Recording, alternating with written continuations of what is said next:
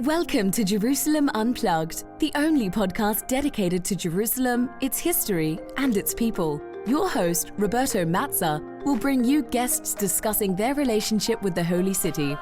A journey through history, society, feelings, and hopes for the future. Follow the podcast on all social media platforms at Jerusalem Unplugged.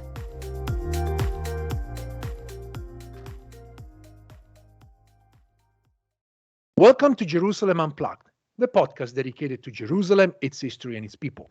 I'm your host, Roberto Mazza, and today it's with great pleasure that my guest is Professor Hillel Cohen.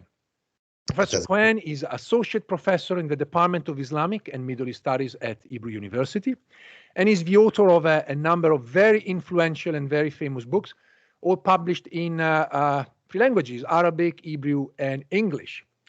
So just to mention two, which certainly impacted my own work and understanding of the city. And one is 1929, the year zero of the conflict, and lately, the rise and fall of Arab Jerusalem. So we're definitely going to talk about 1929, the events that unfolded in Jerusalem and at large in Palestine, and obviously later on the question of 1967 and the politics of Jerusalem after let's say the reunification, or whatever word we want to use. So when the east and west side of Jerusalem were brought together after the 6-Day War. But first of all, Hillel, welcome. Thank you very much for this invitation. So Hillel, the first question that I ask all of my guests is, what is your Jerusalem? In other words, what is your connection with the city?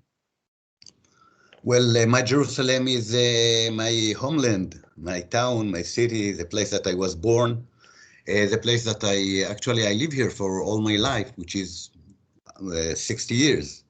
So I consider myself one of the veteran citizens of Jerusalem. I think that 80% of the population of Jerusalem are younger than me. So so most of my memories of childhood, of adulthood, of first loves, of whatever, are from Jerusalem. And Jerusalem is the environment where I feel best, this is home. And this is a basic issue, it's not about politics, it's not about religion, it's not even about economic situation, it's about the feeling of home. And then you have another floor on it, what kind of home you want to have. But this we might talk afterwards. Yeah. So talking about home, and I do apologize in advance for giving away your date of birth, but you were born in 1961, if Wikipedia is correct. You were born before the city was brought together by the 6-Day War. So I was wondering for you, how was growing up in a city that was first divided and then as a result of war and conflict was brought together? This is a very good question, because I was a kid, I was 5.5 years old, more or less in 67, but I do remember the war.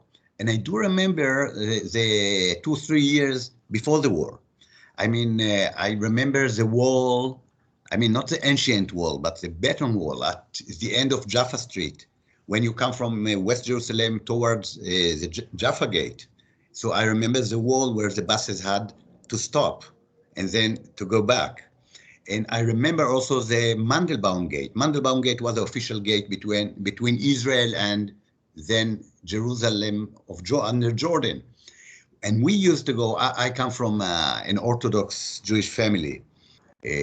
My mother immigrated to Israel in 1933 from Poland, and my father immigrated 20 years later from Afghanistan, and they met in Jerusalem. And we lived quite close to the Mandelbaum Gate. And we used to go, on Shabbat, on Saturday, you go all the family and you walk around and enjoy Shabbat, that there are no cars in the streets and so on. And we used to go quite frequently, as far as I can recall, maybe it's my imagination, but we used to go to the border, to the gate, Mandelbaum Gate, and we saw the Jordanian policemen. And my parents used to say, the other side is the old city of Jerusalem. On the other side, this is a place of the Temple Mount. This is a place in which we are going, inshallah, as we say, or Bezat Hashem, probably to build the third temple. So this was a part of my upbringing, the knowledge that there is another side of Jerusalem, which is now, I mean, until 67, occupied by an enemy, and that there is a vision, and the vision is that, of course, the Jews would be a sovereign all over Jerusalem and have the Temple Mount and rebuild the temple. And I have, maybe this is part of it is the fact that I am Cohen, the family of Cohen. This is the family who used to work in the temple. So it was part of the family tradition. So this is a kind of background before 67. And I also remember the first time, or the first times, I guess I merged a couple of first times that I visited the old city of Jerusalem, just a couple of days after the war, because the war was in June, and in a couple of days after the war, it was Chag HaShavuot. And you know, I think, I don't know if it was 50% or 70% or 30% of the Jews of Jerusalem, they just went out of their homes and went to the Western Wall for the first time. And we saw, and I remember, I mean, but I can admit that maybe these memories are from the second or third visit to the old city. I remember the Arabs or Palestinians in the streets of Jerusalem, in the bazaar, in David Street, in Bab Khanizet, looking at us. And even as a kid, I tried to understand the way they look at us. If there is a hatred or a surprise or what. And since then, the old city of Jerusalem and the Arab neighborhoods around, the old city of Jerusalem, Silwan, Atur, and then later, all the area of Jerusalem, you know, Anata and Shuafat and Bet Hanina, became part of my I would say, enlarged neighborhood. I mean, places that I visit and try to understand and to, yeah. So this is Jerusalem for me. I mean, Jerusalem of the past, of ancient past, and Jerusalem of dreams about the future, and at the same time, place that there are other people who live here, and you feel even as a kid that there is a kind of contradiction between your religious visions and the daily lives of other people. Okay, so I think I started quite early because I was interested in Arabic from childhood. So I started to study Arabic and to talk in Arabic and to listen to Palestinians in the old city of Jerusalem and in the neighborhoods and the villages around Jerusalem, to hear what they think about Jerusalem and what is what is Judaism for them, what is Islam for them, what is the war about, the conflict about.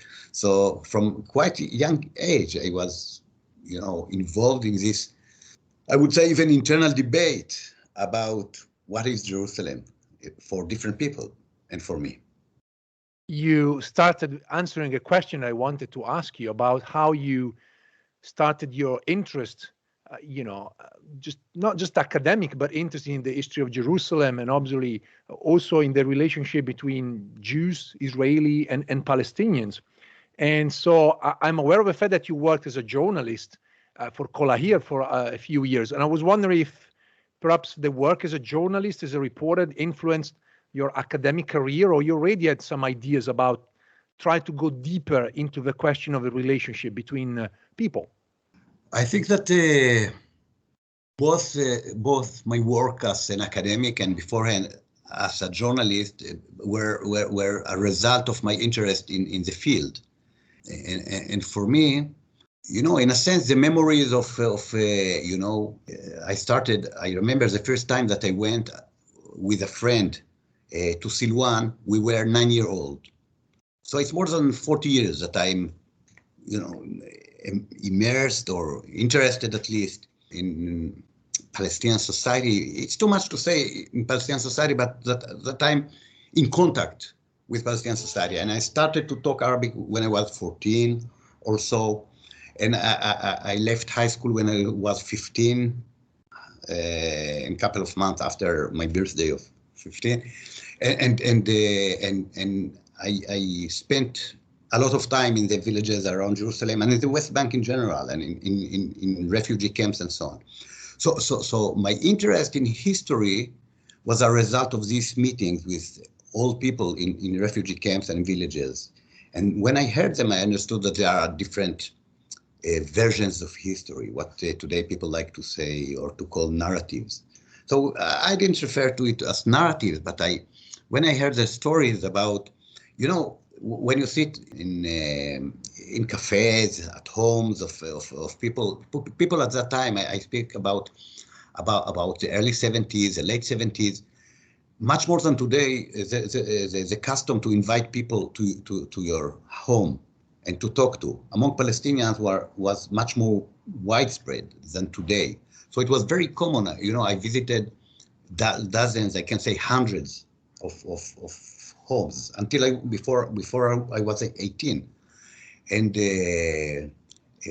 mostly in the villages around Jerusalem, I would say between Hebron and Nablus, all of the West Bank, people would invite you and talk to you about everything.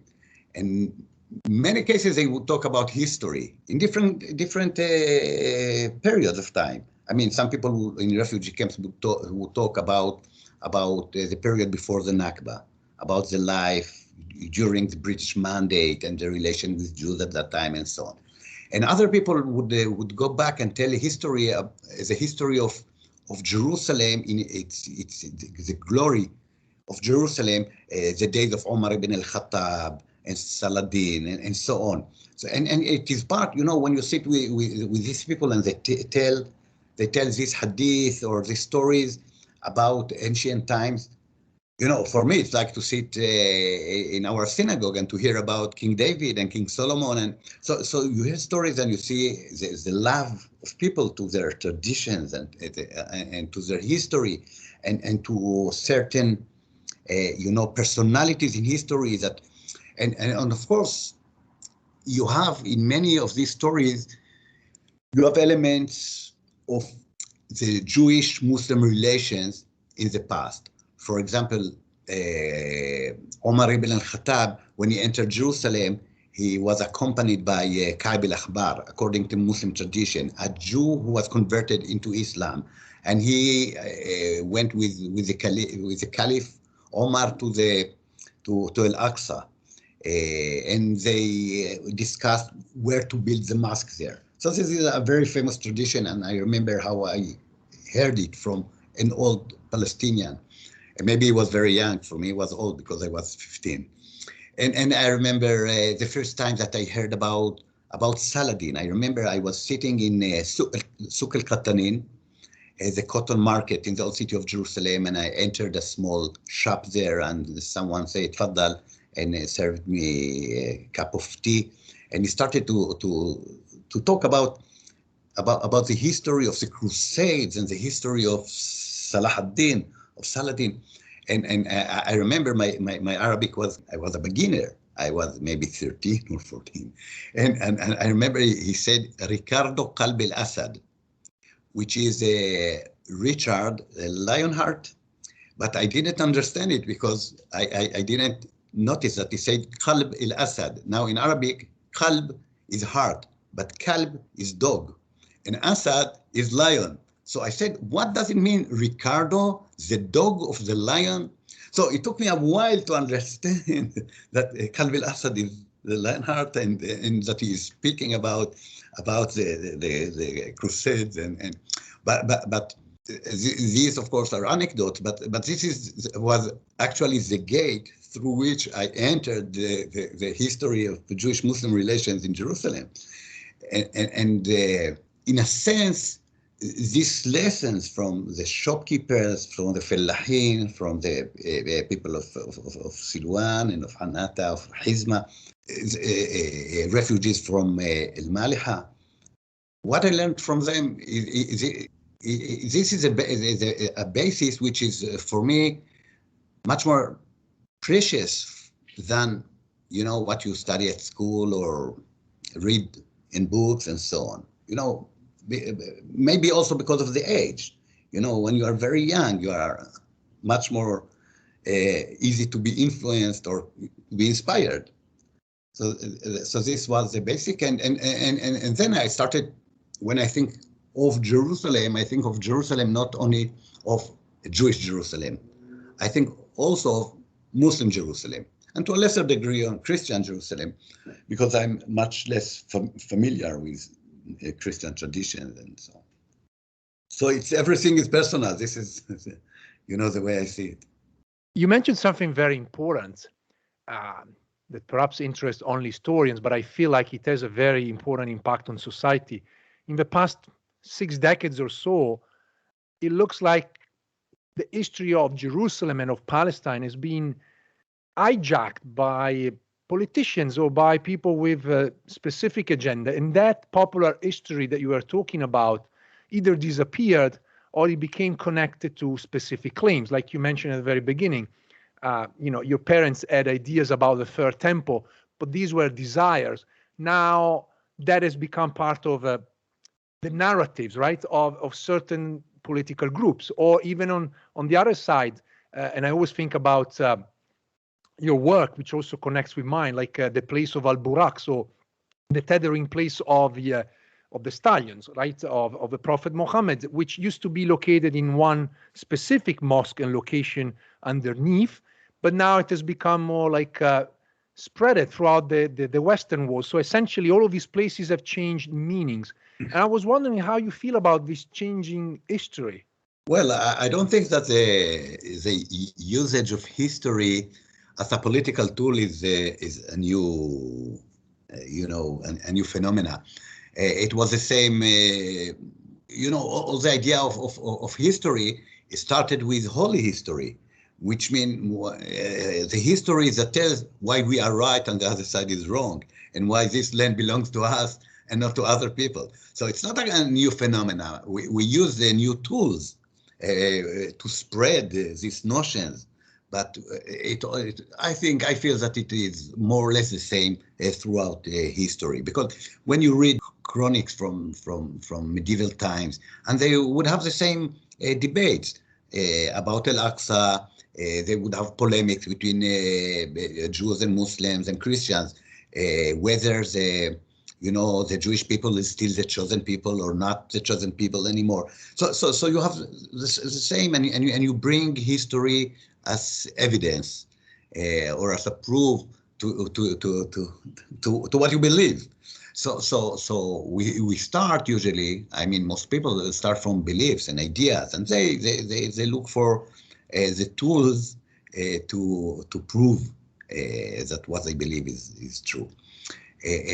So in this sense, when I recall the stories that I heard as a kid, it was also aimed at a political. Sometimes it had political aims. For example, when Palestinians tell me about a good relation between Jews and Muslims under Saladin, the message is, you see, when we were in power, we gave you full rights, and why do you confiscate our land?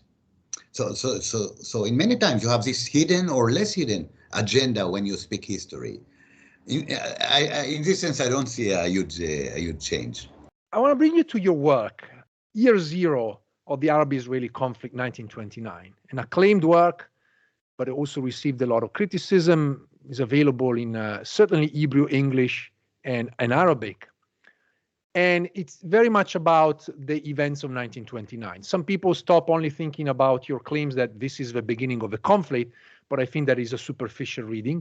And others are looking at your interpretation of what happened in 1929. So I want to start from there. What is 1929? Why do you think is the year zero of the Arab-Israeli conflict? Well, I must admit that the definition of 29 as year zero, it was the decision of the publisher, not mine. And it's funny, but I didn't have the energy to argue. My term was different. I said it is a year I called it in Hebrew Shnat HaShever, the year of the crack, or the year of the. I don't argue really, and even in the introduction, I write this is not the real year zero of the conflict, because of course it's not that there was no difference between Jews and Arabs or Jews, Christian and Muslims before 1929. But I mean that it was very important year for the consolidation of the terms of the conflict in a couple of very serious terms. I mean, mainly from Jewish perspective. And the main issue from Jewish perspective was that until 1929, many Jews believed that their coming into Palestine and the Zionist project as a whole might be welcomed by the Palestinians. I mean, of course, there was a opposition to the Zionist project, political opposition and so on, but they believed that, okay, we will bring, better economy and better education and better hospital, and the Arabs of Palestine would understand that the coming of the Jews into Palestine is good for everybody. And the massacres of 1929 proved it to be wrong, that the Palestinians are not interested to make Palestine into a Jewish state. It changed the view of the Jews towards the Palestinians, and internally, for example, the fact that the main massacres of Jews by Arabs in 1929 were conducted in areas in which there was no defense forces of the Jews. I mean, the Haganah, the main defense force at that time, the only defense force, so to speak, under Jewish underground, had no presence in Hebron, and neither in Tzfat. So, and these were the two places where most Jews were killed. So for Jews, it was a proof that you have to be strong and you have to be armed, and you have to arrange armed forces. And this is also the time when the ideal type of the new Jew moved from the Jew who started to work instead of being, a moneylender or whatever, like the typical stereotype, and they started to work in agriculture and in the industry. So this was the ideal type of the Jew at the beginning of Zionism. But after 1929, there was also the warrior, the fighter, the soldier. So the place of, some people would say a militaristic approach within Zionism, but it was, the debate between defense or offense in militarism, but the centrality of power in Zionism started in 1929. So this is why it's a year zero from a Jewish perspective. And the second point is about the role of religion in the conflict. And the role of religion is the role of Jerusalem. For many people in the labor movement, Jerusalem was not that important. And the Temple Mount was not that important. Berkel Nelson, of course, he visited Jerusalem and so on, but he wrote about the kibbutzim in Jezreel Valley and the kibbutznikim, the people who work there, that they are the new Cohens. You don't need Cohens or priests in the temple, because the new priests, the new Zionist priests, are those who go and do the farming of the land. So it was not part of the ideology and of the discourse of the mainstream of the labor movement.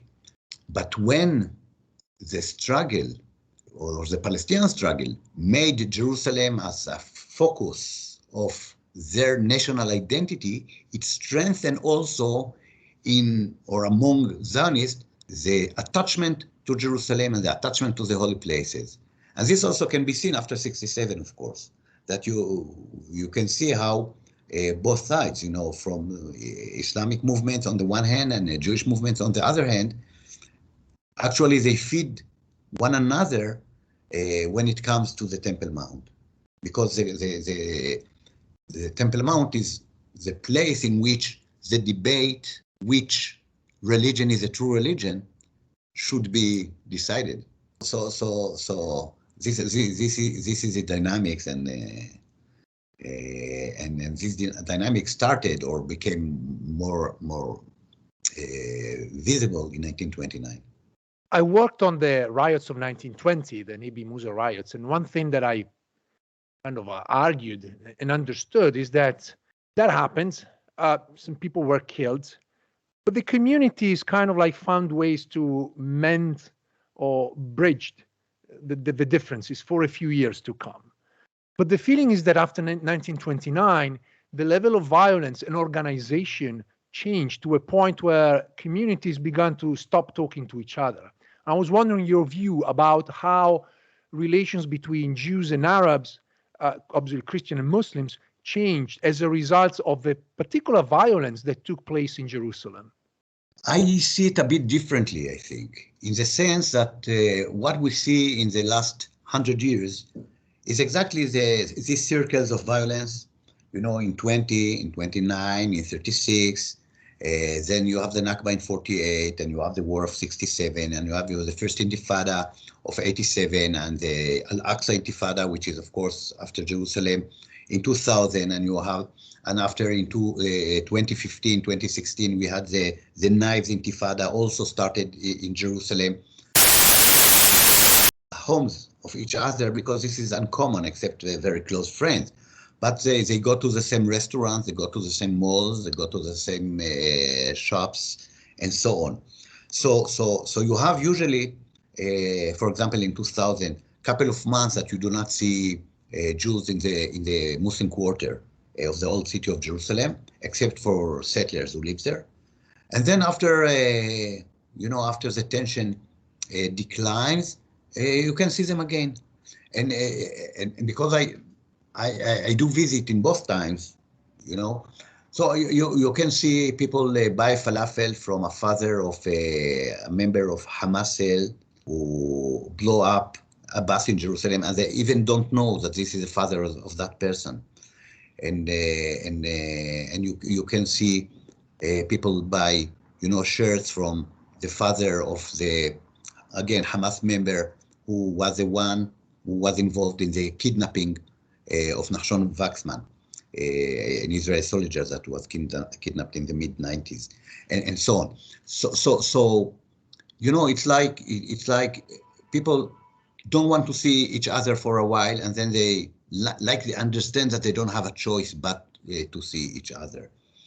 But in 1929, what happened is also that, for example, if we speak about community like Hebron, so the Jewish community of Hebron was, the number of Jews who were killed there was 69, and it was about 15% of the community, and they were uprooted from Hebron, except for a few families who tried to go back, to settle back, and then they had to move again to Jerusalem when the revolt of 1936 started. So it's not that there is a line that, after 1929, there is no contact between communities. No, there is contact, but this contact is charged with suspicion, sometimes with hatred, sometimes with inconvenience. You don't feel the same because you know that it can change again into violence from both sides, of course. Palestinians also for a couple of months they would boycott Israeli Zionist product in after 29, and they wouldn't work with Jews, for example, in 36, 37, and then again, so we have life and we have politics and we have religion, and they are interconnected, but none of them, neither ideology nor religion is the only, or even together are the only element that shape the behavior, the daily behavior of people. You can hate Arabs and work with Arabs and even laugh with Arabs and go together to eat pizza with an Arab. But politically they don't have any rights here and you have to kill all of them or whatever, on the one hand. And this is exactly what life is, this mixture of between ideology and needs and friendships and political views and so on. It's quite fascinating to think that there's a circle of life.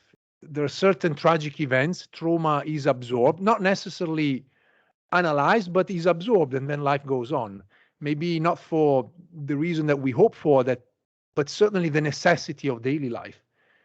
I want to ask you something, a specific term that's trying to personally explain in terms of like how this idea may have influenced Arab-Jewish relations, particularly throughout the British Mandate. And it is an Hebrew term, geulah, this idea of redemption. This is a very basic term in Judaism and in Zionism. I mean, this is a story of Zionism, the redemption of the land and the redemption of the Jewish people. And this is a continuation of Jewish tradition. We have to remember, and I guess most of us and most of the listeners remember, that for Jews, the existence of the diaspora, of Jews outside of the Holy Land, is a result of the sins of the Jews. This is the holy history, the Jewish holy history. I mean, because of the sins of the Jews, they were exiled from Jerusalem, from Eretz Israel or Palestine. But the exile is a temporary situation.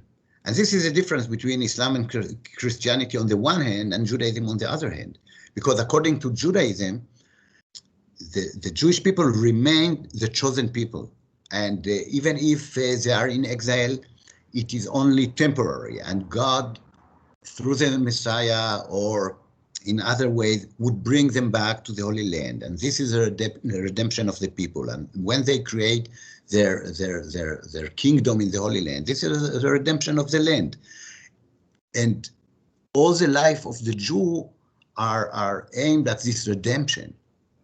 Even if personally, you prefer to stay in Los Angeles, or you prefer to stay in Berlin, or in Marrakesh or everywhere, but as a person, but as a collective, you know that the end result of the world, so to speak, is that Jews would come back to the Holy Land. Now, when the Zionist movement started as a political movement, they had this spirit, but they used political terms. Now, the redemption had also, because the socialist stream within Zionism, they had also the idea of the redemption of the individual. And the redemption of the individual is not by studying Torah, but by work, that you start to work in agriculture and so on, as we said. So the idea of redemption is all the time there, and there are maybe debates between different among Jews what is the most important or visible way for redemption. But of course, all the story of Zionism and of the Jewish people is about redemption.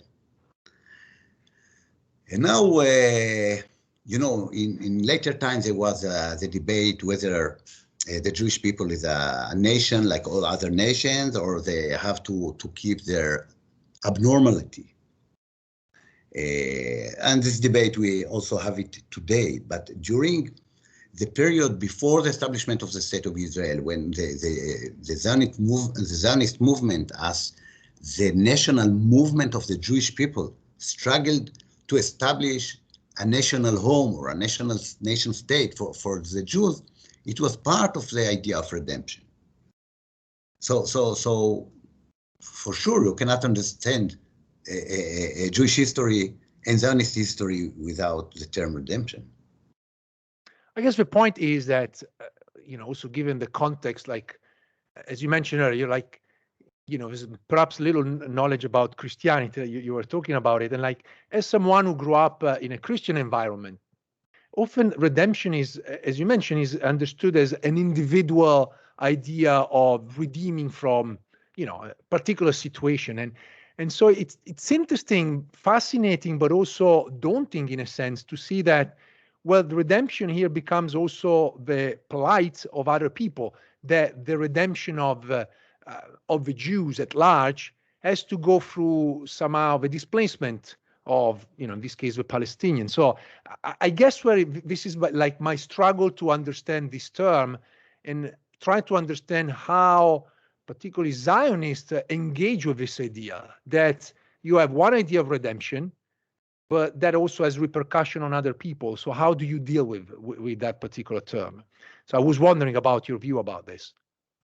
Well, first of all, I think the main difference between Jewish, so to speak, redemption and Christian redemption is exactly that the Jewish redemption is national.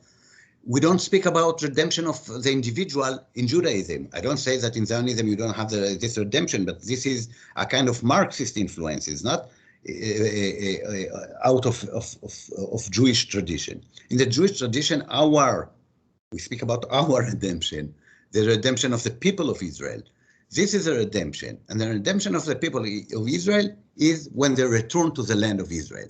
Now you have the question of the other inhabitants of this land, the Palestinians. And here, as we all know, there are different views among Zionists about it.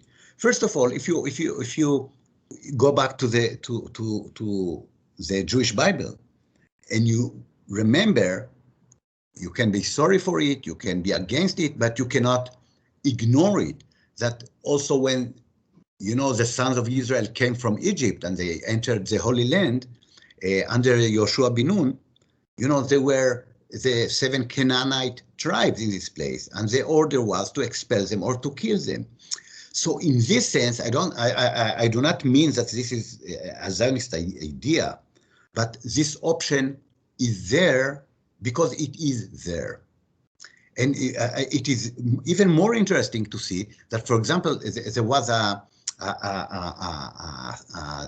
kind of a debate in the Congress, American Congress and the Senate in 1923, whether it was the attitude towards the Balfour Declaration.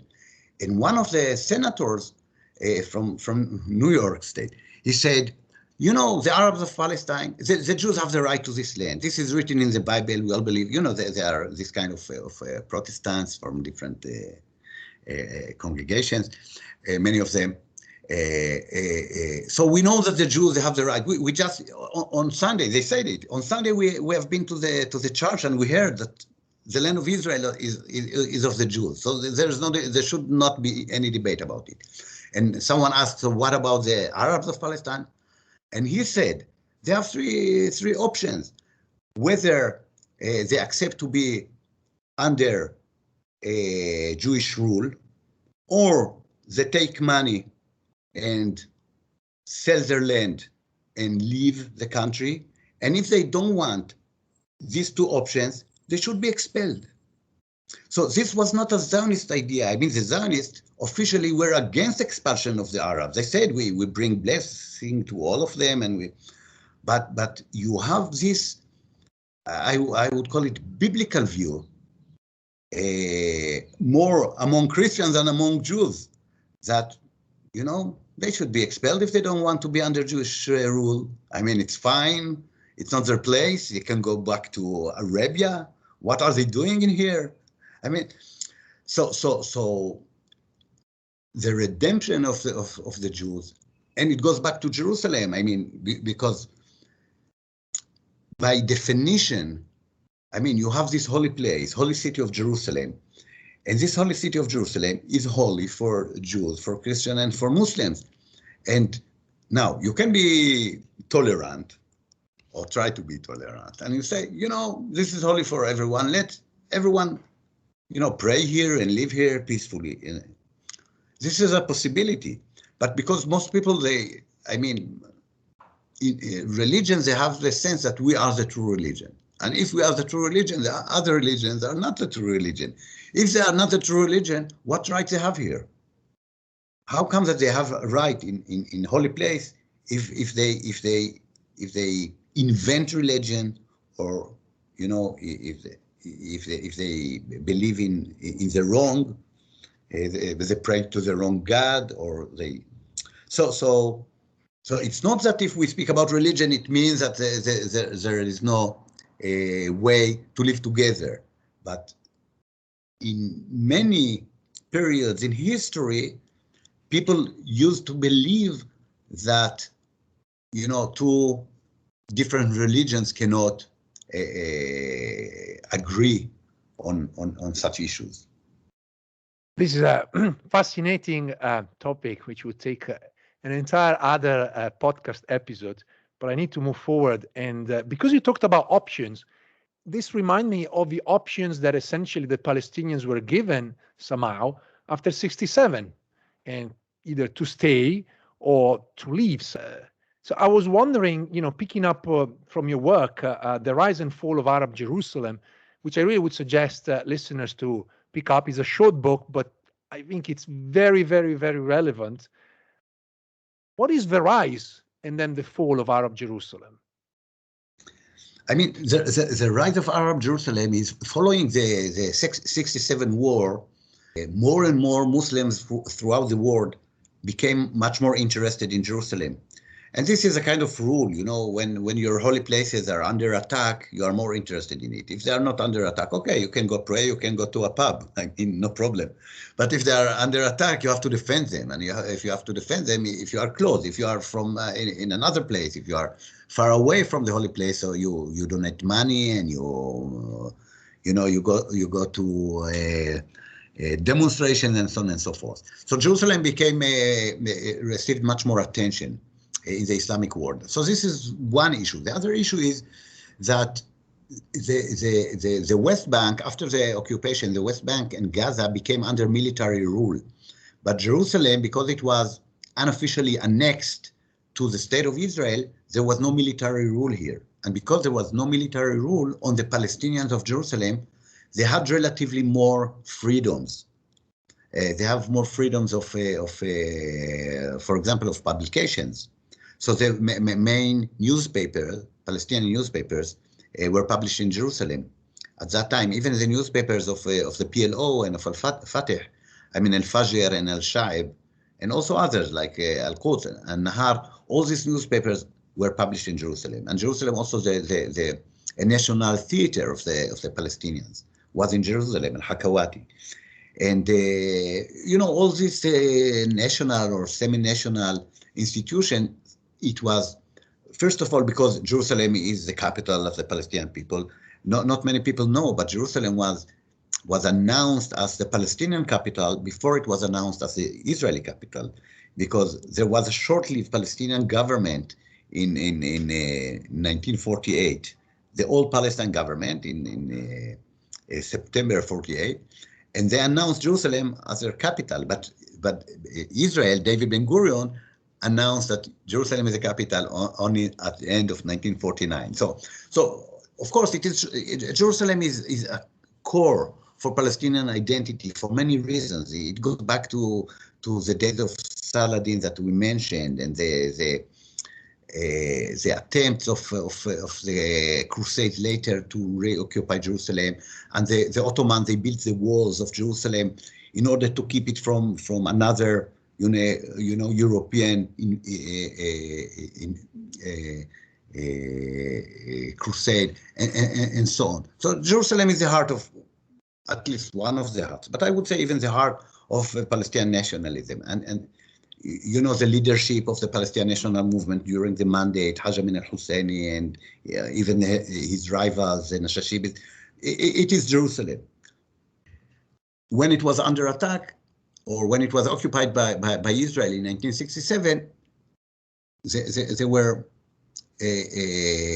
from all over Palestine, the combination that on the one hand is the most important area, on the other hand it's not under military government, made it the actual capital of the Palestinians.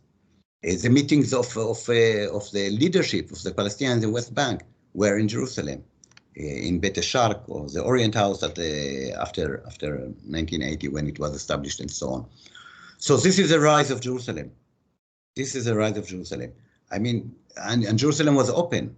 The buses from Jerusalem went to Hebron, to Bethlehem, to the villages, between Bethlehem and Hebron. To the south from Jaffa Gate, and buses to Ramallah, and to Anata and to Nablus, and where it went from Nablus Gate. So, and people came and Fallahin came every day to sell their products. So it was a real capital. I mean, economically and politically and culturally and so on and so forth. And this is the rise of Jerusalem. What happened is very sad. I mean, it started with the Oslo Agreement and establishment of the Palestinian Authority in Ramallah. And so, first of all, there was the Palestinian Authority with its capital and you know, organizations and ministries and so on outside of Jerusalem. And also it became easier to NGOs and to cultural enterprises to be outside of Jerusalem, to be in Ramallah or in Bethlehem, because now it's not under military rule, but under Palestinian Authority. So this was the first stage, and more budgets went to these areas and to Jerusalem. And then also there was the Israeli decision not to let Palestinians outside of Jerusalem to enter the city, because the city is part of Israel and they are from the West Bank. They have no connection to Israel, according to this Israeli view.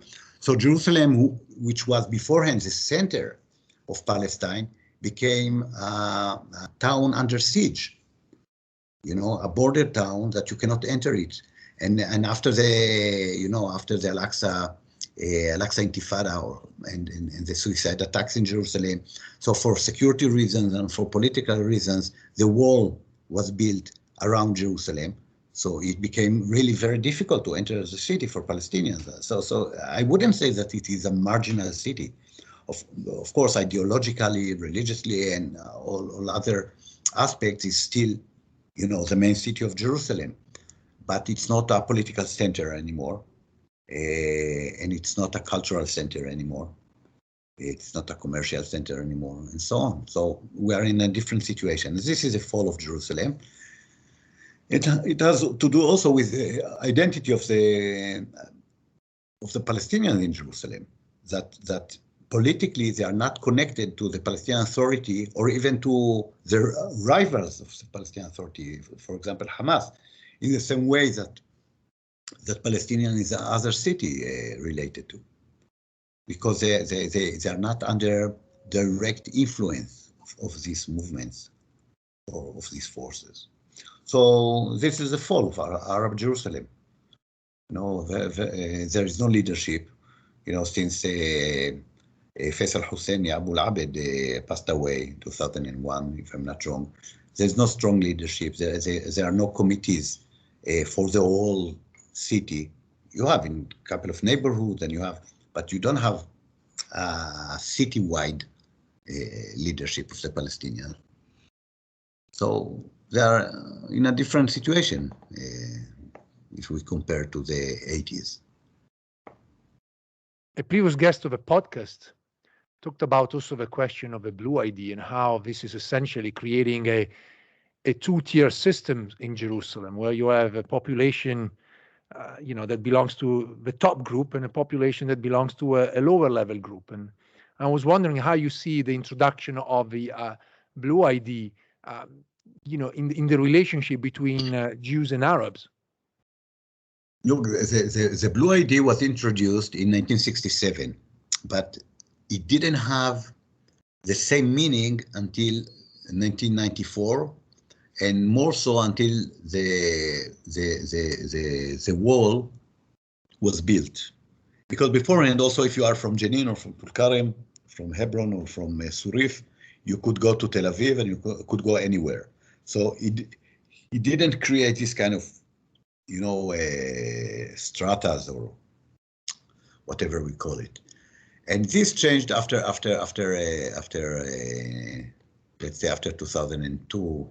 More, but for Jews, when they look, you know, first of all, most of the Israeli Jews, they don't really know that the Palestinians in Jerusalem, for example, they are not citizens but only residents, that they don't have the right to vote to the Knesset and so on.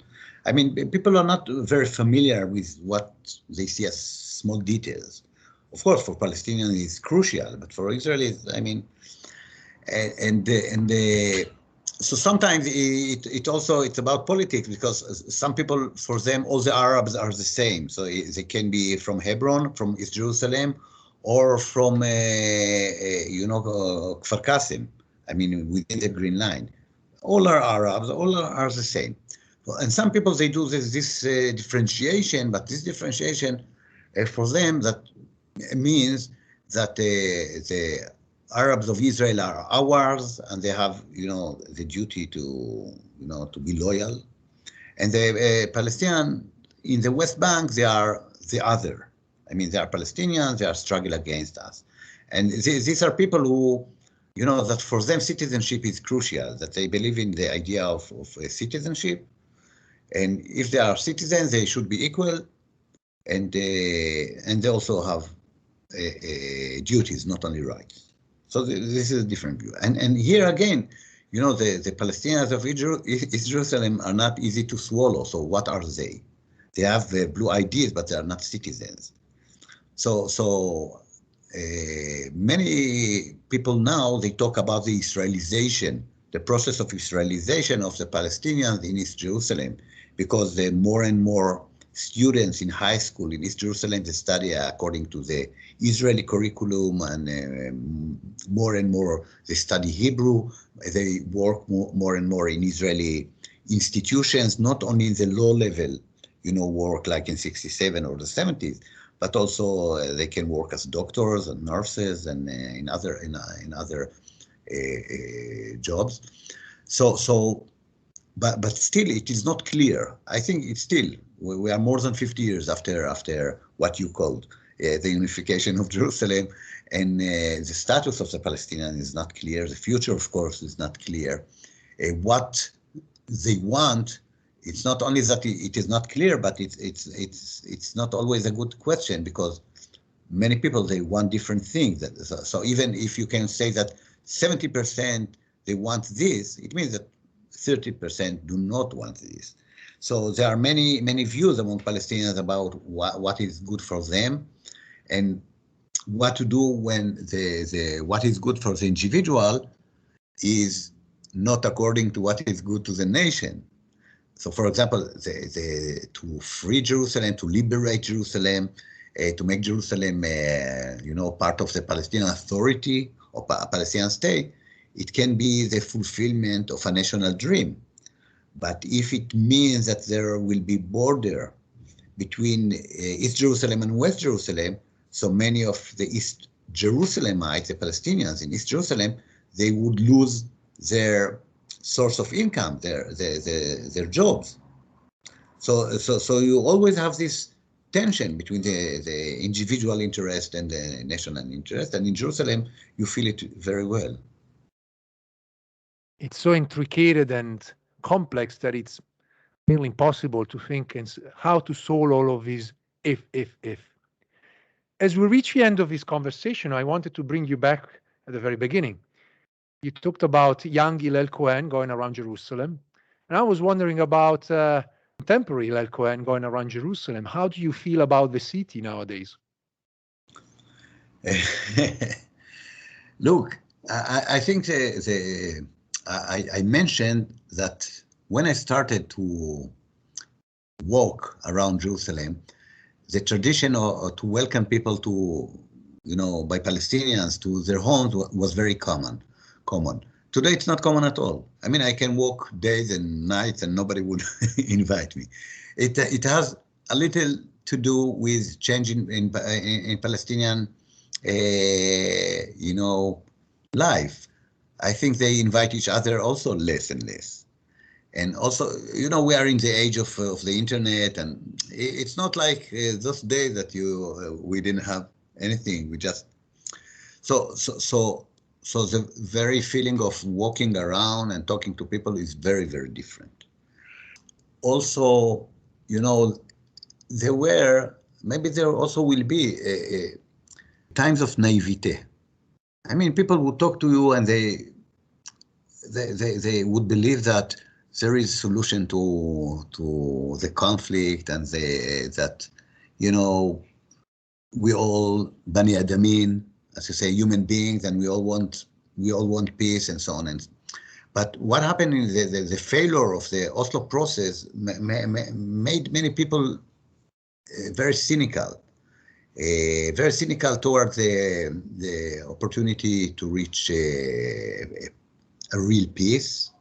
And also many Palestinians became cynical towards a Palestinian leadership. So it's really very different. You don't have the enthusiasm of the Palestinian organization of the 70s, and not the hopes of the 80s, and not the beginning of building Palestinian state of the 90s. So we remained with the despair of the third millennia after the Second Intifada.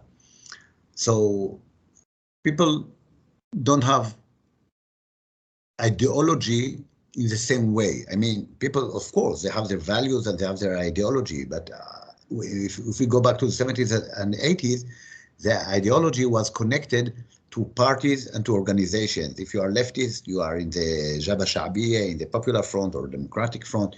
If you are mainstream, you are in the Fatah. If you are Islamist, you are... So your ideology connected also to a social fabric. And now people much less organized. It's true also for Israelis, by the way, but in a different way. So people are much less organized. They have their values, but these values had less to do with political organizations. So also less to do with political activity. I wouldn't say that we are in the age of the end of politics. This is too much to say, but I think we are not in the age of organized politics. This was Professor Hillel Cohen, currently Associate Professor of the Department of Islamic and Middle Eastern Studies at Hebrew University, authors of a large number of volumes, but I just want to mention here The Rise and Fall of Arab Jerusalem and at Year Zero, The Origin of the Arab-Israeli Conflict, 1929. Hillel, thank you so much. Thank you very, very much. It was interesting for me to talk with you. Thanks for listening. If you enjoyed this episode and you'd like to support the podcast, please share it with others on social media or leave a rating and review. To catch all the latest, follow us on Instagram, Twitter, and Facebook at Jerusalem Unplugged. Thanks, and I'll see you next time.